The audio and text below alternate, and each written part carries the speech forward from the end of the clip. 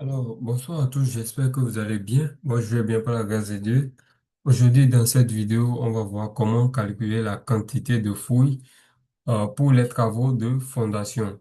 Donc, cette vidéo, ce sera la première partie d'une série de vidéos de formation sur les devis quantitatifs avec notre fichier personnalisé et automatique sur Excel. Voilà, voilà, un instant, voilà. Donc, voilà le fichier Excel. Je suis sur la première page. Il y a une première feuille. Si vous entrez dedans, vous allez voir les informations par rapport au- à l'éditeur. Voilà le numéro WhatsApp, si vous voulez nous contacter et autres. La deuxième feuille, c'est là, vous allez entrer, en fait, c'est la base de données. C'est là où vous allez entrer les informations de votre projet. Vous entrez les informations de votre projet et dans la troisième feuille, les détails, les calculs, c'est-à-dire les quantités de parties d'ouvrage élémentaires se calculent automatiquement, ainsi que la quantité des matériaux se calcule automatiquement. C'est-à-dire, vous voyez ces parties-là qui sont vides, et qui mettent erreur de formule ou bien erreur de calcul et autres. Vous attendez, on va entrer les informations. Vous allez voir, tous ces cases-là, tous ces cellules-là vont s'actualiser automatiquement. Voilà, il s'agit, le fichier est paramétré sur R+3, c'est-à-dire vous avez la fondation RDC, R+1, R+2 et R+3. Voilà, si vous avez des étages de passant R+3, vous pouvez nous écrire. On va essayer de personnaliser le fichier pour vous. Voilà. Et dans la quatrième feuille, vous avez c'est-à-dire le résumé, quoi. Le résumé est déboursé secs matériaux par niveau.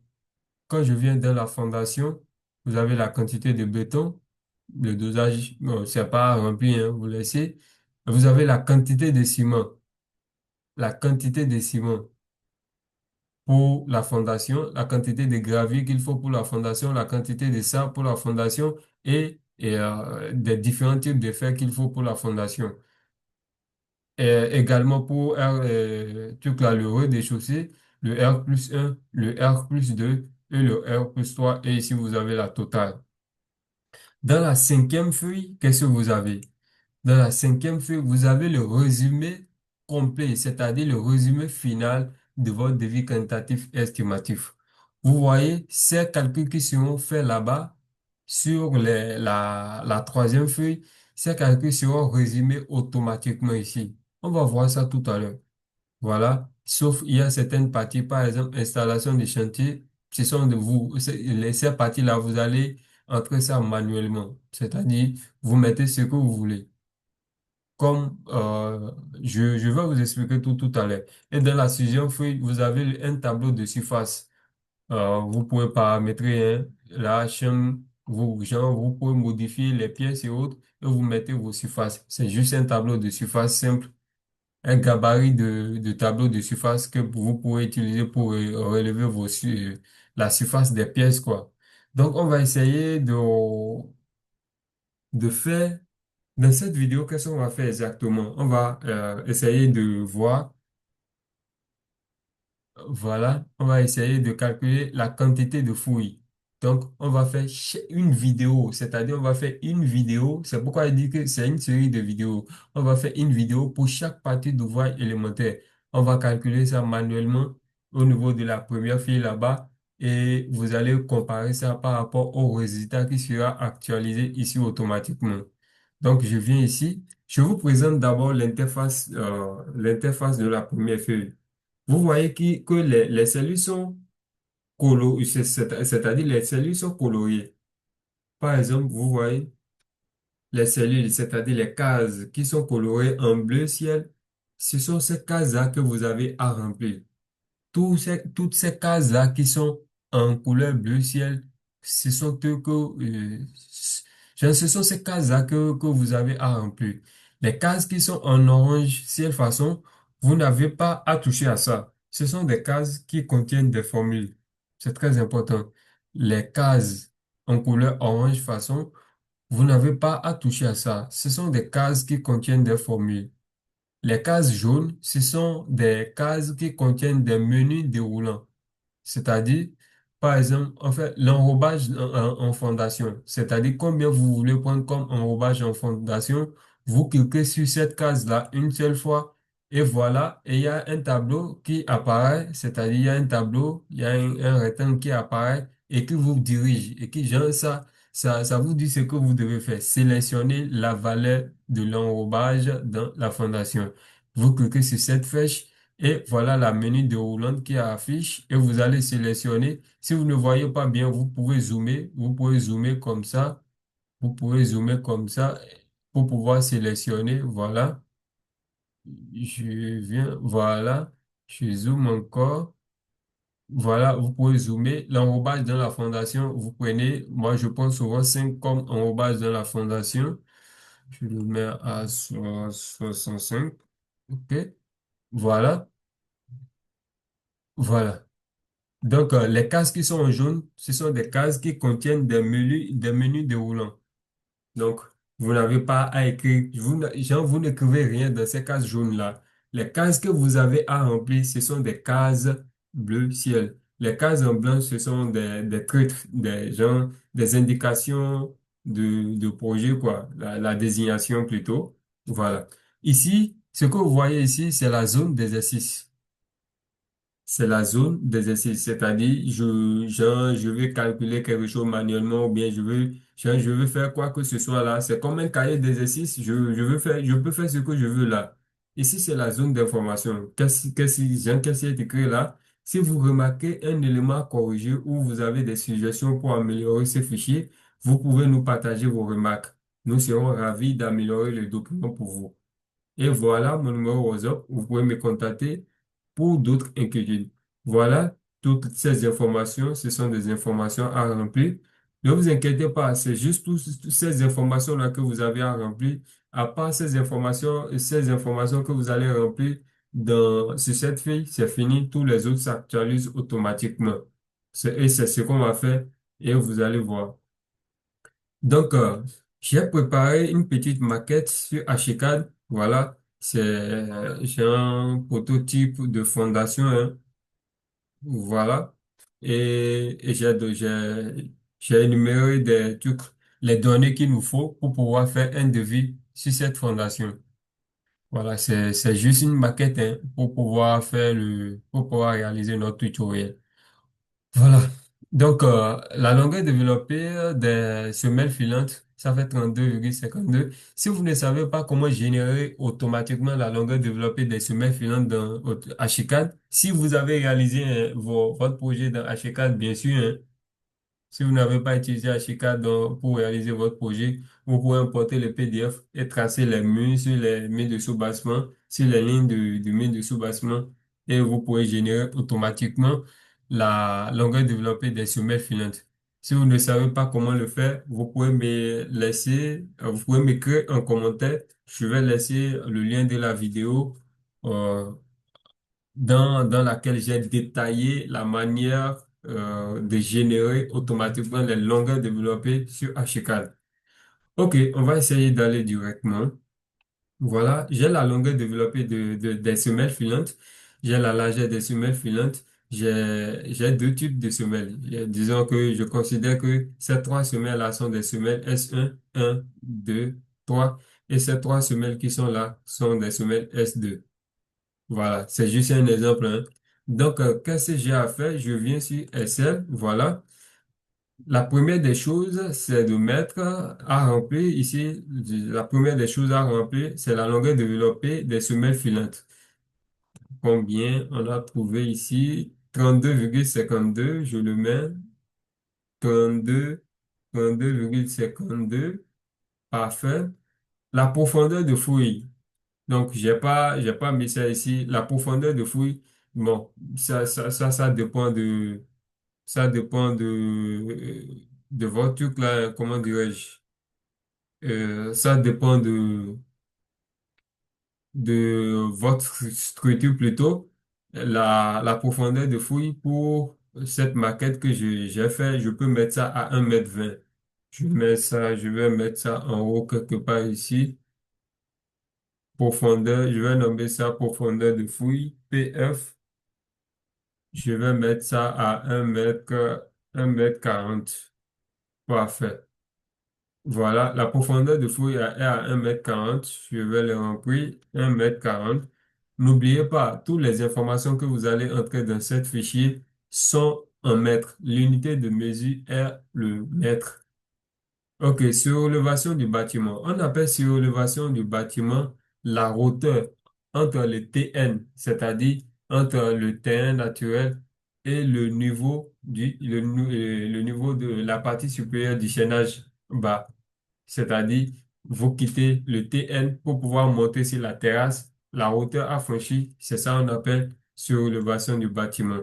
Je peux mettre 0,45, c'est-à-dire 3 marches de 15 centimètres.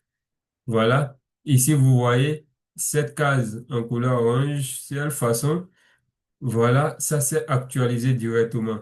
Donc, la hauteur totale de fondation, ça fait surélévation du bâtiment plus profondeur de fouille. Et c'est ça qui fait 1,95. On continue. La surface de forme dallage. Je viens ici, je viens ici. La surface de forme dallage, on va essayer de mesurer ça. OK, c'est la surface intérieure, hein.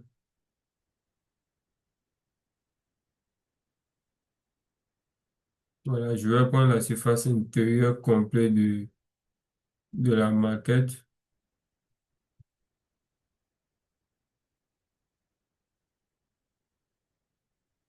OK, parfait. Disons, ça nous fait 21,03 mètres carrés. Je viens ici, surface de forme d'allage, 21,03 mètres carrés. Espacement entre cadres des poteaux, c'est-à-dire, genre, quand vous prenez le ferrage d'un poteau debout comme ça, les cadres, l'espacement entre les cadres, moi, je le mets souvent à 0,17. Je sais pas, donc, ouais. La largeur des semelles filantes, on avait mis ça à 0,40. Comme vous le voyez, je vais vous montrer ça sur Ashika. La longueur, voilà, la largeur des semelles filantes 0,40. OK, je viens ici, espacement étrié. Je le mets à 0,20, c'est-à-dire pour les semelles filantes là, les étriers de la semelle filante, combien d'espace il y a entre eux. Pour l'enrobage en fondation, je le mets à 5. Voilà, vous cliquez et puis vous choisissez. Si vous ne voyez pas bien, vous pouvez zoomer et vous choisissez. Moi, je mets 5. Et vous voyez, tous ces trucs en orange là, ça s'actualise automatiquement. Ici, je viens là. Donc, je n'ai rien à toucher dans les cellules orange. Voilà, profondeur de fouille pour les semelles filantes. Moi, je vais considérer que j'ai une même hauteur pour une même profondeur de fouille pour les semelles filantes et les semelles isolées, ce qui est 1 mètre, on avait dit 1 mètre 40, hein. Attention, 1 mètre 40. Ici aussi, je mets 1 mètre 40. Et l'épaisseur de la forme d'allage, je mets 5 cm, 0,05. OK, c'est parfait. Ici, tout ce que j'ai à remplir ici, le coefficient de PET. C'est quoi un coefficient de PET? Un coefficient de PET, c'est la marge que vous réservez pour les imprévus.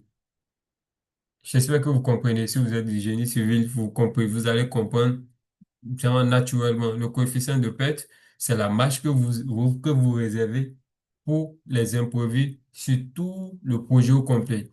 Donc, le coefficient de PET que vous allez appliquer là, ça agit sur tout le projet, c'est-à-dire sur tous les devis quantitatifs automatiquement, ça agit sur tout le devis quantitatif et estimatif. Donc, c'est aussi un menu déroulant. Je clique là et je vais choisir. Il y a, c'est à partir de 1,05, 1,10, 1,15, 1,20, 1,25. Moi, je prends souvent 1,15. Voilà. Ici, volume utile du camion par voyage, c'est-à-dire quand le camion vient vous verser du sable sur le chantier, vous trouvez combien de mètres cubes dedans. Moi, je peux prendre 14 mètres cubes par voyage. Le gravier aussi, je prends 14 mètres cubes par voyage.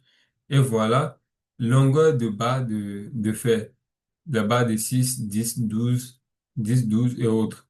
Voilà, chez nous ici, on trouve 12 mètres dans un bar de 6, dans un bar de fer. Pour les barres de 6, barre de 8, barre de 12 et barre de 10 et barre de 12. Donc, si c'est pas le cas, vous choisissez ici. Moi, je mets mes 12.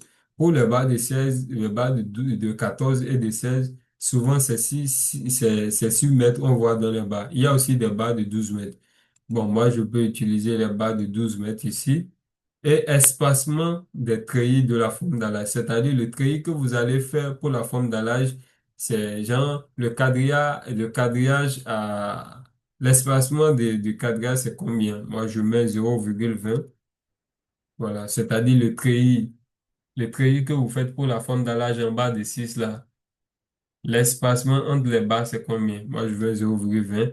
Et pour les agglos que genre, le nombre d'agglos sous bassement, le nombre d'agglos de sous-bassement. C'est-à-dire, lors de la confection des agglos du mur de sous-bassement, combien vous obtenez dans un paquet de ciment? Par exemple, je veux réaliser mon mur de sous-bassement en aglo plein de 15. OK. Dans, lors de la confection, combien d'agglos de 15 pleins je trouve dans un paquet de ciment? C'est ça qui est là. Moi, je peux mettre 18. C'est pas mal. Voilà. J'ai terminé de remplir cette partie-là. Il faut que je fasse pour les semelles isolées aussi. C'est très important, je vais le faire. Donc, voilà, qu'est-ce que j'avais prévu? J'ai prévu deux semelles isolées. La première de 80 cm², la seconde de 90 cm² et j'ai trois. Donc, je viens ici, je mets semelle S1, j'ai 3, semelle S2, j'ai 3. Voilà, parfait. Et la longueur développée, la longueur de la semelle S1, c'est 0,80 et sa largeur, c'est 0,85 semelle carré. Et le second, 0,90. Comme ça, vous allez repérer chaque semelle qui est dans votre projet. Donc, et les deux semelles, je les mets à une hauteur de 0,25. 0,25. Voilà. Vous avez la calcul, excusez-moi, vous avez comment dirais-je, la quantité de béton de propriété qui se calcule automatiquement ici. Voilà. La quantité, le volume de béton de propriété qui se calcule automatiquement là et le volume de béton pour la fondation qui se calcule automatiquement là aussi. Ici, je pense que voilà. 0,9, 0,9. OK. Ici, pour le percé du béton de propriété, voilà. OK, c'est pas mal. Je viens au niveau. Voilà, un instant. Voilà, c'est bon. Je vous avais parlé de l'épaisseur du béton de propriété. Je viens, je clique sur le menu déroulant. Voilà, je sélectionne l'épaisseur. Si vous ne voyez pas bien, vous pouvez zoomer, hein. Et je sélectionne 0,05 cm. Je vous avais dit que, comment dirais-je, l'unité de mesure est le mètre. Donc, toutes les informations que vous allez entrer ici, c'est un mètre. N'oubliez pas, ne faites pas erreur ce qui s'était passé là, c'est-à-dire j'ai mis 5 centimètres. J'ai mis 5 centimètres au lieu de 0,05 mètres. Voilà. Donc ça va aggraver, comment dire, la quantité du béton de propriété. Donc voilà, c'est bon. Vous cliquez juste sur ça et vous sélectionnez l'épaisseur de votre béton de propriété. Voilà la quantité de béton de propriété qu'il nous faut pour nos semelles isolées. Et voilà, c'est tout. Et la quantité de béton pour couler nos semelles isolées. Voilà. Donc, mis à part ça, vous avez les quantités de fer. On va laisser ça d'abord. Pour nos semelles, on va laisser ça d'abord et on va aller directement. Donc, voilà, on va essayer de voir. La quantité de fouilles a été calculée automatiquement. Donc, on a besoin de la fouille qu'on va réaliser pour cette fondation sera égale à 27,95 mètres cubes avec un coefficient de perte de 1,15. Voilà. Donc, je viens dans la zone d'exercice. On va calculer ça manuellement pour voir, pour comparer. Voilà, je fais. Donc, je mets égal. égale. Et je mets la parenthèse. On veut calculer la quantité de fouilles. Ça fait, la quantité de fouilles va faire la quantité de fouilles. Je mets deux parenthèses. La quantité de fouilles pour les semelles isolées plus la quantité de fouilles pour les semelles filantes. Donc, qu'est-ce qui va se passer? On va calculer d'abord la quantité de fouilles pour les semelles isolées. Donc, ici, on a six semelles dont les dimensions sont 0,8 carré et 0,8 mètres carrés et 0,9 mètres carrés. Donc, directement, la surface des semelles isolées sera calculée ici. Voilà, là. C'est ça qui est égal à 4,35 qui est là. Donc, on veut, genre, on va tout calculer manuellement. Donc, qu'est-ce que je fais? Je mets 0, donc, il y a d'abord trois fois,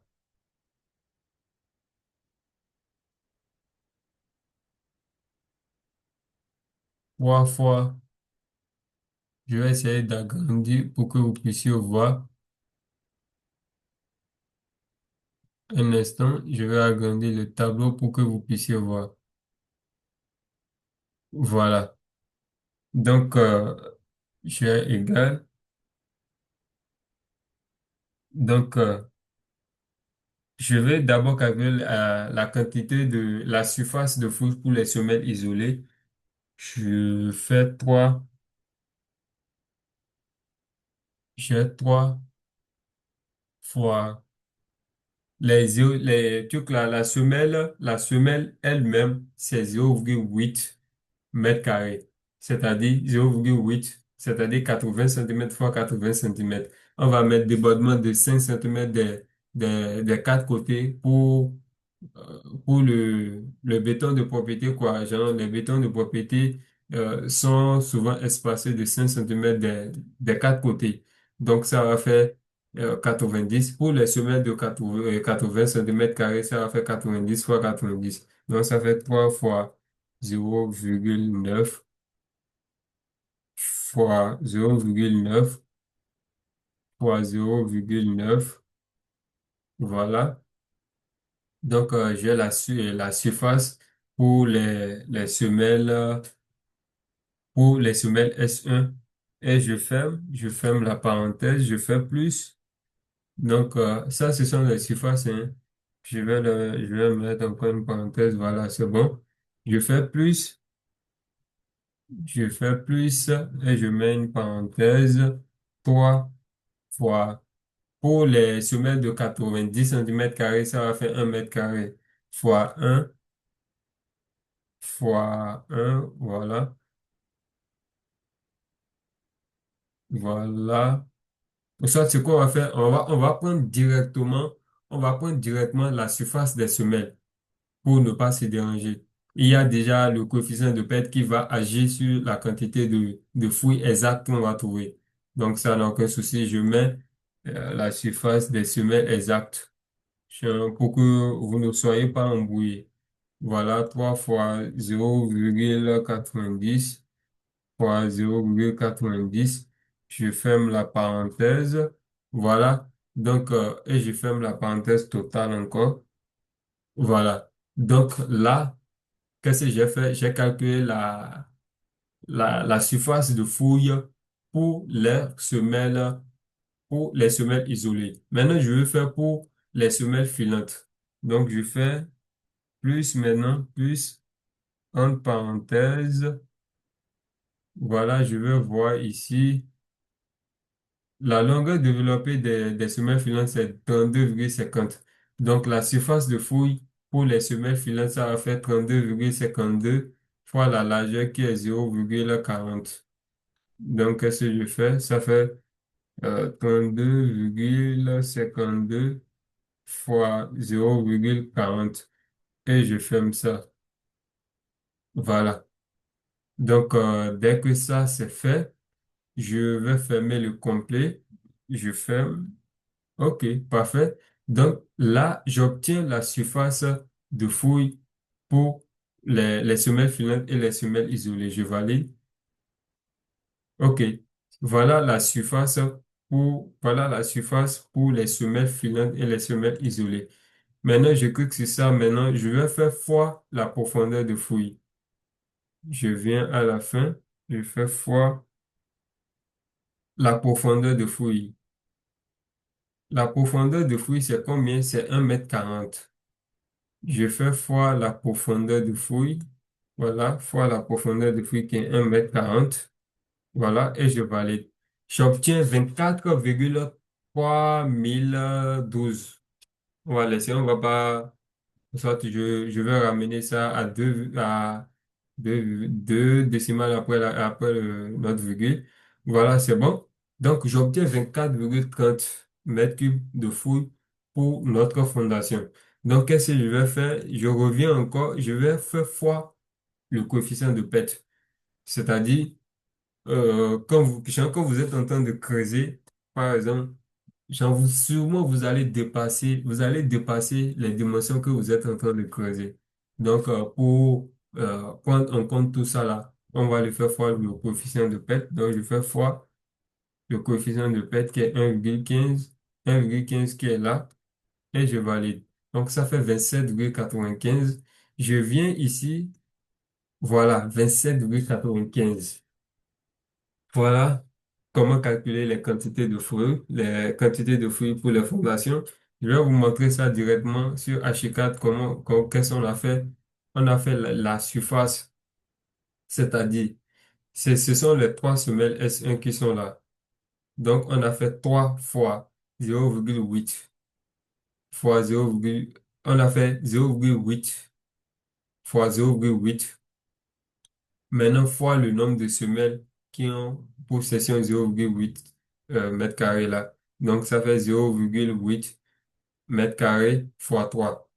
Plus, on a fait la même chose pour les trois semelles qui sont là aussi. Et on obtient la surface pour les semelles isolées. Maintenant, on prend la surface et on prend la longueur développée des semelles filantes fois la largeur des semelles filantes. On obtient la surface de fouille pour les semelles filantes aussi. Et donc, on fait la somme maintenant fois la hauteur et la profondeur de fouille. Et directement, on obtient directement ici, on obtient directement la quantité de fouille. Donc, on le fait fois le coefficient de PET pour pouvoir obtenir la quantité exacte de fouille à réaliser. Donc, voilà ce que j'aimerais partager avec vous dans la première vidéo. On vient de voir l'efficacité, on vient de tester l'efficacité du fichier. Donc, on va continuer pour toutes les sessions. Donc, je vous donne rendez-vous dans la prochaine vidéo. Si vous voulez le fichier, vous pouvez m'écrire directement sur mon numéro WhatsApp, hein. Voilà, le 65 06 55 67 pour le fichier. Le fichier, sans vous mentir, je le fais à 25 000 francs CFA pour les premiers venus. Voilà, pour les premiers venus. Mais à part ça, on va essayer de revoir le prix après.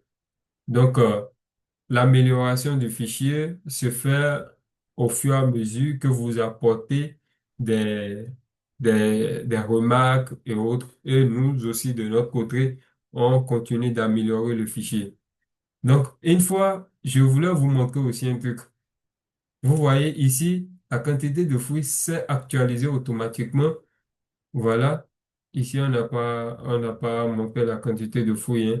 Quand je viens ici décrire, résumé, vous allez voir que la quantité de fouilles, la fouille en rigole, s'est actualisée automatiquement.